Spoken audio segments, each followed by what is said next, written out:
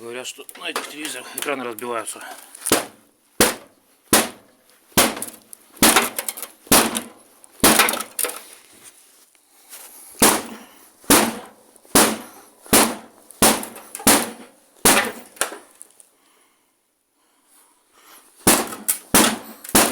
Что?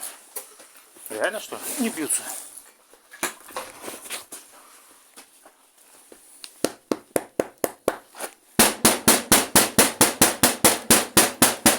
О, с трудом, но получилось. А как же дети-то умудряются разбивать мячиками?